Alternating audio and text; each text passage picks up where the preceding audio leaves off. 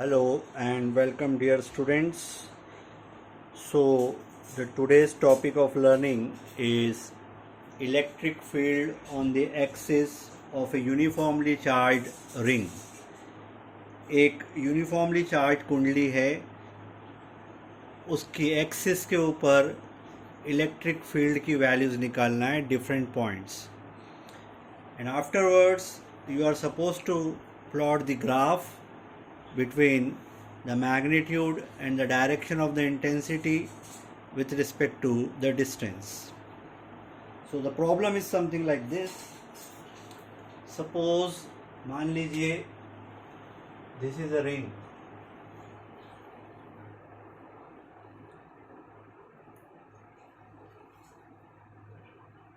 The ring is not in the plane of the board.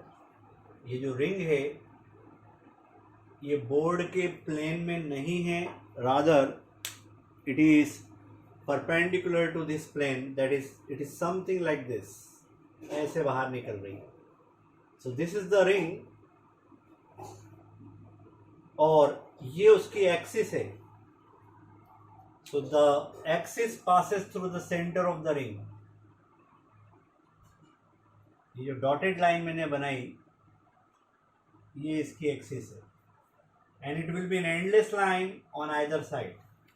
दोनों तरफ ये एक endless line होना चाहिए. Now what is the problem? Suppose कीजिए एक कैपिटल Q चार्ज इस रिंग के ऊपर यूनिफॉर्मली डिस्ट्रीब्यूटेड है. लेट प्लस है, मान लीजिए प्लस माना हमने. याद रखिए जितने भी फॉर्मूले डिराइव करते हैं हम पॉजिटिव के हिसाब से डिराइव करते हैं. बाद में हम फॉर्मूले में निगेटिव वैल्यू भी रख सकते हैं एज पर द रिक्वायरमेंट. तो सपोज कीजिए ये एक रिंग है जिसकी रेडियस ए मान लीजिए आप, ए रेडियस है और ये उसका सेंटर है. जो सेंटर ऑफ द रिंग है उससे मान लीजिए कुछ दूरी पर एक पॉइंट P है. Suppose this is point P और मान लीजिए पॉइंट P x दूरी पर है from the centre of the ring.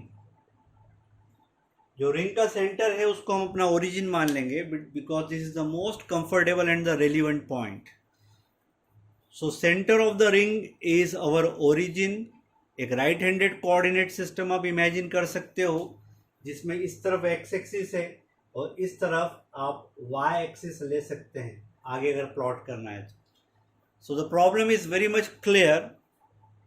This is a ring on which a uniform charge capital Q is distributed along the line wise. So this is an example of linear charge distribution. अगर आप चाहें तो यहाँ से lambda भी निकाल सकते हैं. So lambda is linear charge density defined as total charge divided by 2 pi a circumference, and you can also call it dq by,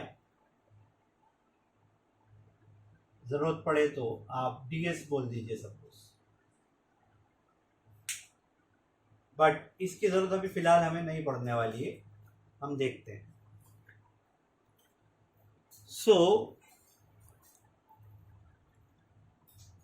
हमको पॉइंट P के ऊपर यहां पर इलेक्ट्रिक फील्ड इंटेंसिटी की नेट वैल्यू निकालना है because of this complete ring. Now how would you proceed? आप कैसे आगे बढ़ेंगे? आपको कूलम्स लॉ याद है, पर कूलम्स लॉ का एक लिमिटेशन है, वो एक बार में पॉइंट चार्जेस के ऊपर ही लगता है. तो यहाँ पर चार्ज जो है वो पूरा का पूरा फैला हुआ है, इट्स डिस्ट्रीब्यूटेड ओवर हियर. तो एक साथ कूलम्स लॉ नहीं लगा सकते. रादर द क्रक्स इज, आप यहाँ पर एक छोटा सा पोर्शन कंसिडर करिए, मान लीजिए जिस पर dq चार्ज है. इस dq चार्ज को अगर पॉइंट P से जोड़ दें हम इस डी क्यू चार्ज को पॉइंट पी से जोड़ दें, तो पॉइंट पी पे अगर एक यूनिट पॉजिटिव चार्ज होता तो यूनिट पॉजिटिव चार्ज को ये इस तरफ धकेलता अलोंग द लाइन जॉइनिंग, और जो इंटेंसिटी होती है वो डीई कहलाती। तो डी क्यू चार्ज के कारण पॉइंट पी पर जो इलेक्ट्रिक फील्ड इंटेंसिटी ऑब्जर्व होती वो डीई होती। So can we make out कि डीई की वैल्यू कितनी होगी? The answer is obvious, D should be equal to 1/4πε0 अगर एयर या वैक्यूम है तो, और कोई और मीडियम हो तो आप 1/4πε0 इंटू εr लिख सकते हैं। For simplicity I am putting here k, capital K। So capital K D Q के कारण यूनिट पॉजिटिव चार्ज पर जो फोर्स लगता है divided by this distance. So mind you this is x, this is a, and suppose this angle is theta, so this is a right angle triangle। अगर ये एक right angle triangle है तो ये हाइपोटेनियस हो जाएगी, तो हाइपोटेनियस की वैल्यू हो जाएगी √a² plus x²। Mind you small a constant है बिकॉज इट्स रेडियस, और x वेरिएबल है because point P can be anywhere on this axis, on this side or on this side। so denominator में distance का square आता है तो हम लिख देंगे √a² प्लस x² का स्क्वायर, तो सिंपली हमें मिलेगा a² plus x², and the direction is as shown. Direction आपको चित्र में दर्शाई गई है। k को आप चाहें तो 1/4πε0 लिख दीजिए without any issues, but we maintain capital K हम लिख रहे हैं, और कैपिटल K की वैल्यू हम जब कभी भी चाहेंगे तो रिप्लेस कर देंगे। डी क्यू एक स्मॉल चार्ज लिया, इनफाइनाइटसिमली स्मॉल चार्ज लिया, डिफरेंशियल एलिमेंट लिया, उसके कारण कूलम्स लॉ के जरिए यूनिट पॉजिटिव चार्ज पे लगने वाला फोर्स निकाल लिया, and by definition this is called intensity due to this small charge. हम एक काम और कर सकते हैं कि अगर डी क्यू इसके कारण यहां पर लिया, एक डी क्यू यहां ले लिया हमने, मान लीजिए these are diametrically opposite charges, एक सिमेट्रिकल सिचुएशन पैदा होगी, और वो इस तरफ डी देगा। अगर इसने थीटा पे किया तो ये भी थीटा पे वर्क करेगा, एक कोन टाइप बन रहा है।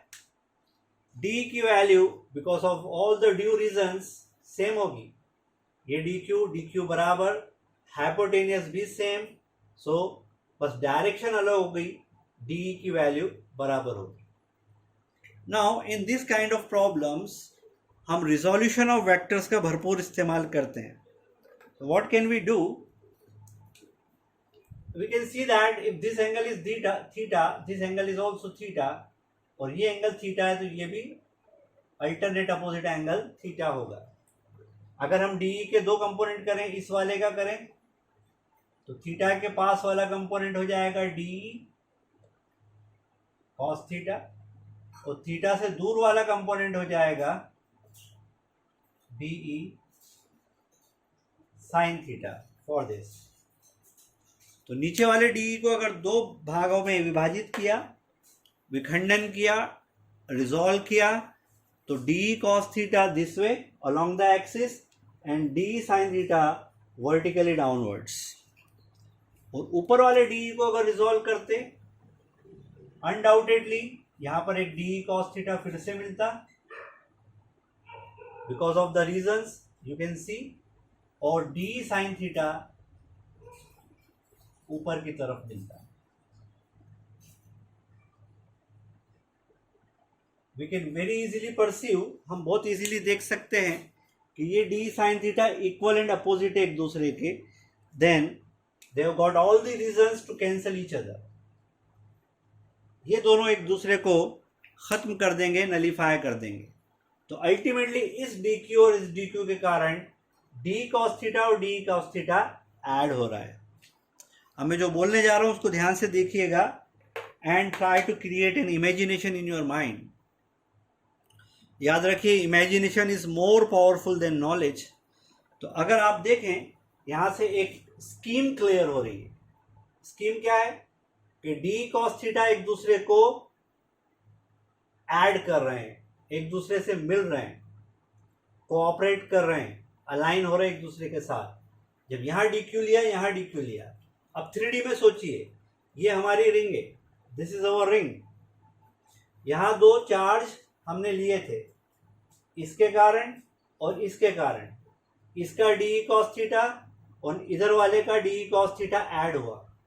तो अगर इस रिंग के ऊपर हम कोई और भी दो चार्जेस डायमेट्रिकली अपोजिट लेंगे तो एक कोन के हिसाब से ऐसी सिचुएशन यहां बनेगी, something like this. Look at my fingers, ये सारे डी डी कंपोनेंट्स होंगे। तो इन सब का D cos theta, D cos theta, D cos theta align होगा इस तरफ, और सबका किसी ना किसी से डी साइन थीटा कैंसिल होगा, क्योंकि हमेशा डायमेट्रिकली अपोजिट कोई ना कोई होने वाला है। तो यहां पर अगर डायमेट्रिकली अपोजिट था तो यहां भी है, यहां भी है। तो हर डायमेट्रिकली अपोजिट का डी क्यू वाले का D sine theta cancel out होगा वर्टिकली अपोजिट होने के कारण, और सबका डी साइन थीटा ऐड होगा। तो अल्टीमेटली पता चल गया कि इस पूरी स्कीम के अंदर I just have to concentrate or focus on d cos theta, because d cos theta is going to survive. तो जब हम पूरी रिंग पर गोल घूमकर वापस आएंगे और सबके लिए बारी बारी से d का d cos theta निकाल के ऐड करेंगे, तो टोटल इंटेंसिटी आएगी along the axis I cap की डायरेक्शन में। इस सिचुएशन में integral of d cos theta। अभी ये जो इंटीग्रल है ये इनडेफिनेट है, हम इसको डेफिनेट बना देंगे ज़रूरत पड़ेगी तो। अब डी कॉस थीटा की वैल्यू रख दें और कॉस थीटा की वैल्यू रख दें। देखिए कॉस थीटा कितना होगा इस राइट एंगल ट्राइंगल में।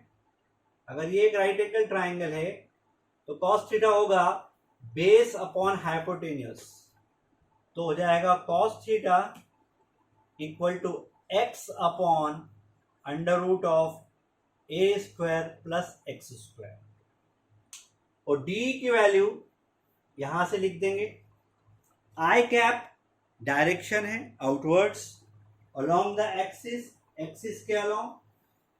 इन सब चीजों को कंप्लाई कर देते हैं, मिला देते हैं। देखिए यहां पर व्हाट कैन आई राइट, हमें मिलेगा net intensity in this direction on the axis is equal to integration, because differential elements है, capital K dq a square plus x square. ये किसकी वैल्यू रखी है हमने, d। cos थीटा की value from here x upon under root of a square plus x square. और हमें पूरी रिंग पर घूमकर जाना है इस पूरे परफॉर्मेंस में। अब for a given point x is fixed, a is a constant, k is a constant. तो ये क्या बन जाएगा, along the line close circle, k को अभी लिख देते हैं, x को यहां लिख देते हैं, और अपॉन में ये हो जाएगा a square plus x square to the power 3/2, इसका पावर 1 और इसका पावर 1/2, 1 + 1/2 3/2, और डी क्यू। आई कैप डायरेक्शन बता रहा है along the axis outwards for a positively charge ring.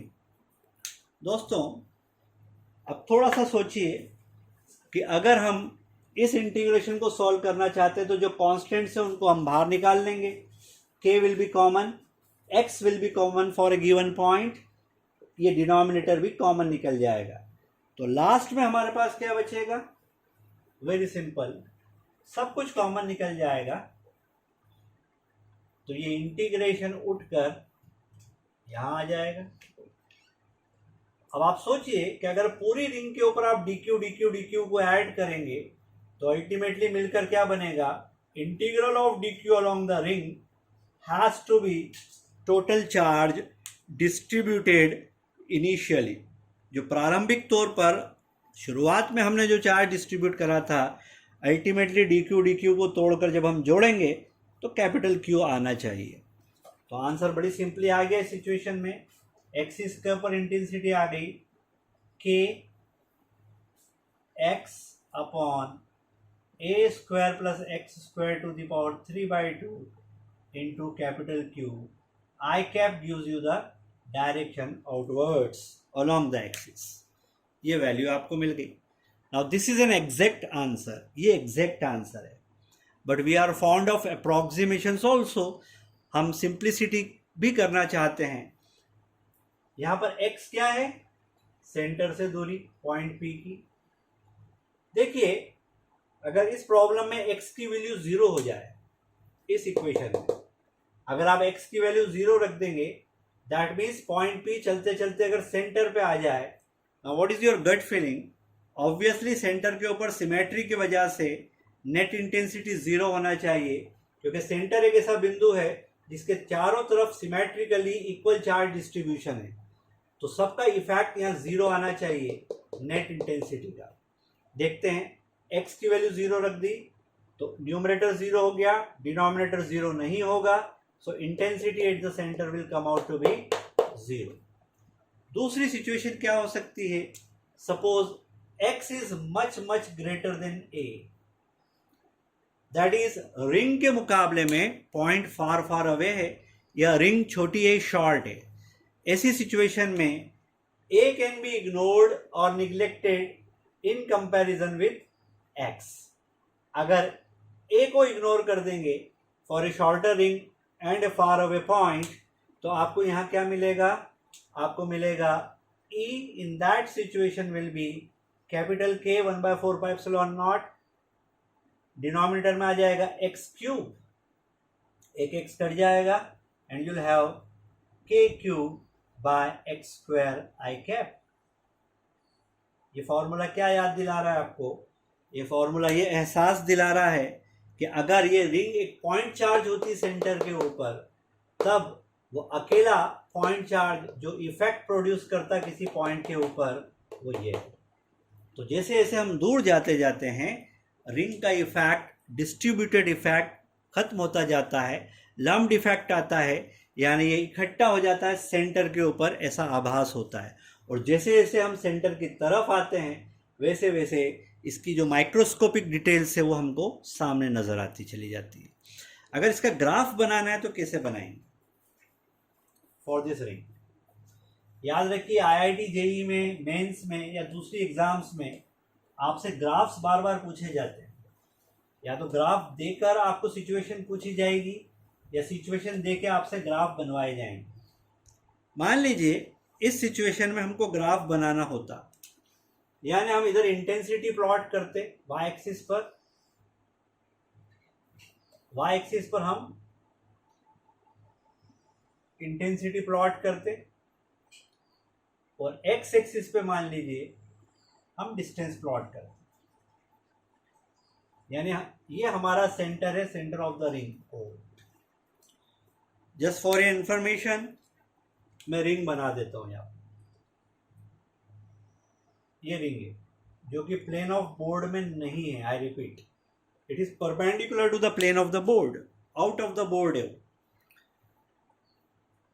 सो आपने देखा कि यहां पर इंटेंसिटी 0 हो गई, और जैसे जैसे आप x की वैल्यू बढ़ाते जा रहे हैं, इंटेंसिटी डिनोमिनेटर में x स्क्वायर होने की वजह से फिर घटती चली जा रही है। So as x tends to 0, intensity tends to 0, and also as x tends to infinity, intensity yet again tends to 0। But हाइपरबोलिकली देखते हैं कैसे। तो आप देखेंगे कि इंटेंसिटी यहां से शुरू हुई, बीच में कहीं तो भी मैक्सिमम एक्वायर करेगी, और मैक्सिमम एक्वायर करके फिर 0 की तरफ अग्रसर हो जाएगी, दौड़ जाएगी। अगर आप इस तरफ होते तो अगर इंटेंसिटी इस वाली डायरेक्शन में इधर थी तो इस तरफ प्लस के कारण इंटेंसिटी इधर होगी। अगर मैं निगेटिव का एहसास दिलाऊं आपको तो ये ग्राफ ऐसा आएगा on this side. So you can see that this is a typical point of inflection. यहां से इंटेंसिटी बढ़ते बढ़ते मैक्सिमम हो गई।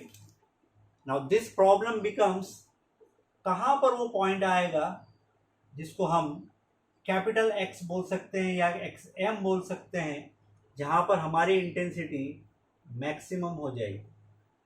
Remember, this becomes a problem of maxima and minima.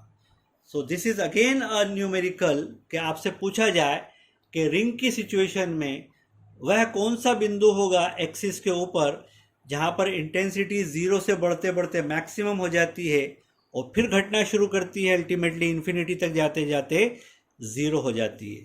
तो जीरो को ये जो लाइन है ये एसिम्प्टोटिकली टच करेगी। So X axis becomes asymptote to this curve at infinity. Now the question becomes, ये maximum intensity की वैल्यू क्या होगी और वो किस बिंदु पर होगी? It will be on the either side. ये प्लस में मैक्सिमा होगा और ये माइनस में मैक्सिमा होगा magnitude wise.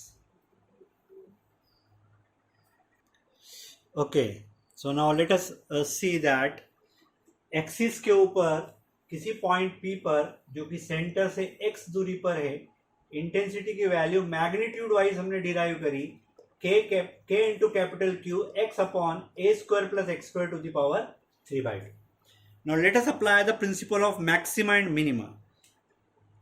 Just remember, the principle of maxima minima is very simple. It says कि अगर आप किसी फंक्शन का मैक्सिमा या मिनिमा निकालना चाहते हैं तो उसको डिफरेंशिएट कर दीजिए with respect two variable. In this situation आप d/dx निकाल लीजिए।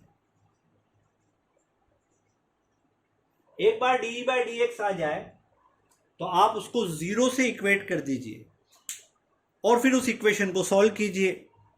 जब आप उस इक्वेशन को सॉल्व करोगे तो आपको कुछ ऐसे पॉइंट्स मिलेंगे जहां पर d/dx जीरो होता है। ये वो बिंदु होंगे जहां पर फंक्शन या तो मैक्सिमम एक्वायर करेगा या मिनिमम एक्वायर करेगा। अब आप बोलेंगे ये कैसे पता चलेगा कि मैक्सिमम कहाँ है और मिनिमा कहाँ है?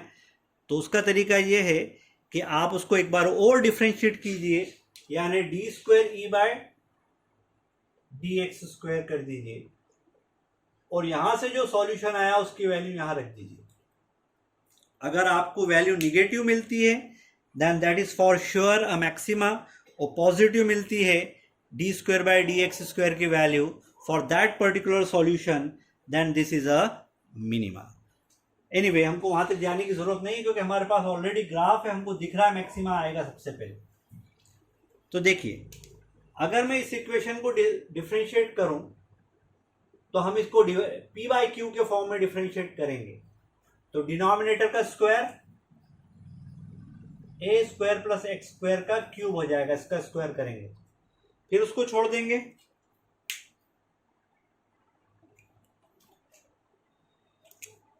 सो जो डिवाइजर जो थ्योरम है उसको लगा रहे हैं, तो डिनोमिनेटर का स्क्वायर, डिनोमिनेटर को छोड़ देंगे, a² plus x² to the power 3/2। जो कांस्टेंट है वो तो वैसे भी बाहर आ जाएगा, kq, this is a constant. Denominator का स्क्वायर करा, डिनोमिनेटर को छोड़ दिया, न्यूमरेटर बचा x, उसका डिफरेंशिएशन हो जाएगा 1 with respect to x minus, अब x को छोड़ देंगे और इसको डिफरेंशिएट करेंगे, इसको यहाँ पर फंक्शन ऑफ फंक्शन 3/2 नीचे उतारा, a² plus x² to the power 3/2 minus 1, अंदर गए, a² कांस्टेंट है, x² का डिफरेंशिएशन 2x, तो d/dx आ जाएगा kq bye a² plus x² का cube in the numerator a square plus x square to the power 3/2 minus, ये 2 से 2 cut जाएगा ऊपर के ऊपर ही, और 3/2 माइनस 1 करेंगे तो 1/2 आएगा। तो आपको यहाँ मिलेगा 3x स्क्वायर और a square plus x square to the power 1/2। और स्टे विथ मी, अब मैं जो बोलने जा रहा हूँ इसको और सिंप्लीफाई कर लो थोड़ा सा। इसमें से क्या कॉमन निकल जाएगा, इसमें से a square plus x square to the power 1/2 common निकाल सकते हैं दो ही तरफ से, तो एक टर्म और मिल जाएगी, k q constant upon a square plus x square का क्यूब, लाइक दिस। और एक टर्म कॉमन ले ली, a square plus x square to the power 1/2 common निकाल ली। अंदर क्या बचेगा, 1/2 एक पावर निकल गया तो एक बार बचेगा, a square plus x square to the power 1 बचेगा, माइनस ये पूरा का पूरा चला गया बाहर कॉमन, तो 3x स्क्वायर। चलिए, पावर 1 का कोई महत्व नहीं है, इसको ओपन कर दिया ब्रैकेट को, ये गया ब्रैकेट, तो a square plus x square minus 3x square. जल्दी से बताइए क्या मिला। अब मैं फाइनल लिखने जा रहा हूं। अब आपको मिलेगा d/dx with authority k q, right, a square plus x square to the power 1/2 और यहाँ पर a square plus x square to the power 3 है। आप कुछ कैंसिल कर सकते हैं इसमें से,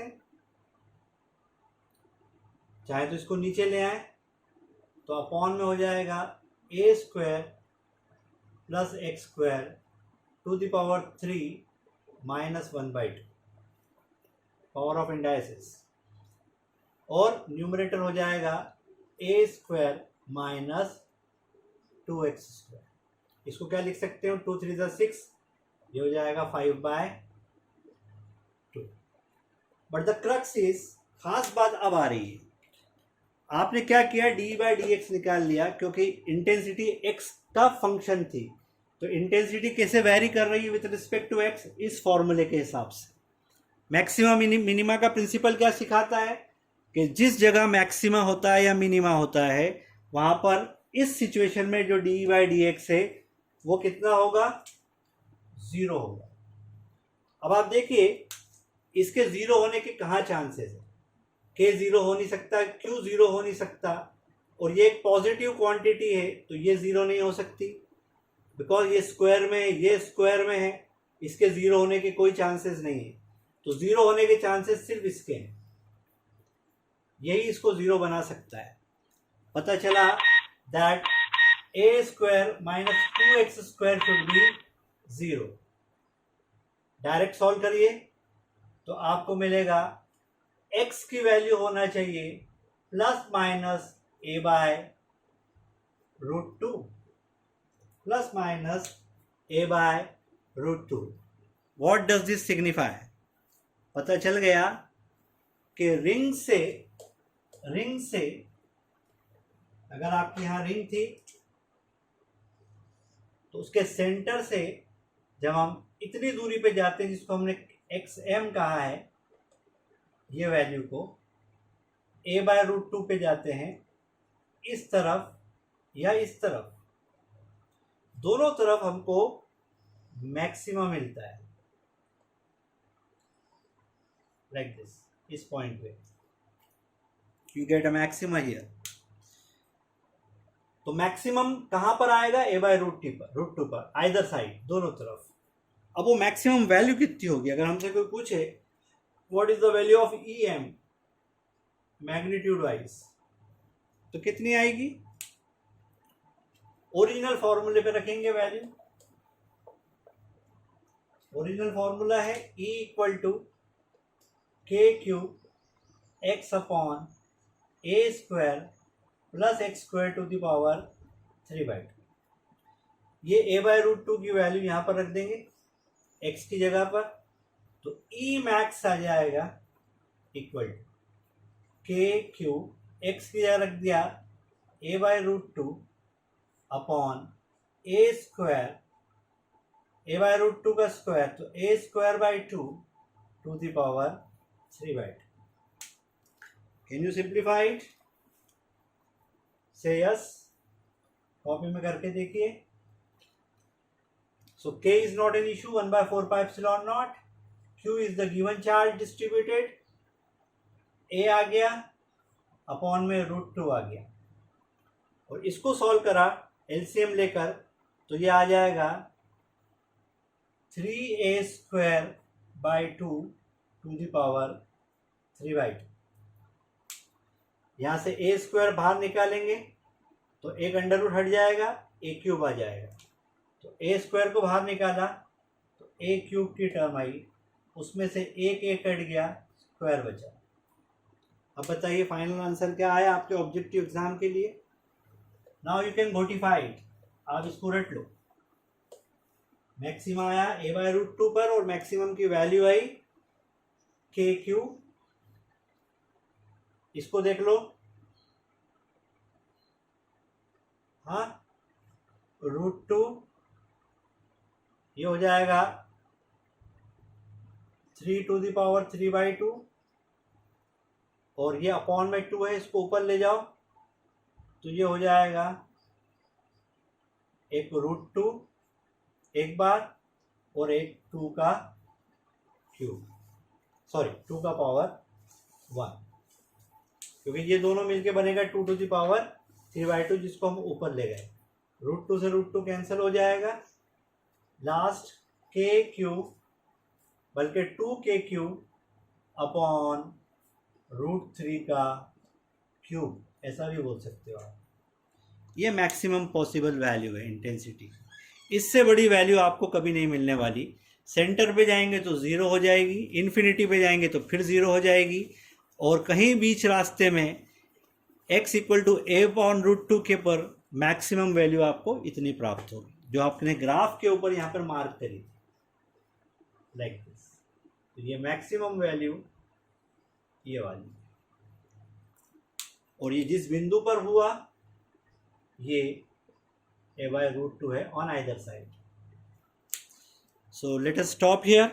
आप इसको प्रिपेयर कीजिए, एक बार खुद करके देखिए. जो मैंने आपके सामने मैथमेटिक्स दिखाया है सीबीएसई में इतने हाई लेवल पर नहीं आएगा, बट आईआईटी जेईई में या नीट एग्ज़ाम में इस टाइप की कोई चीज़ें आपसे पूछ सकते हैं. चलिए, थैंक यू वेरी मच.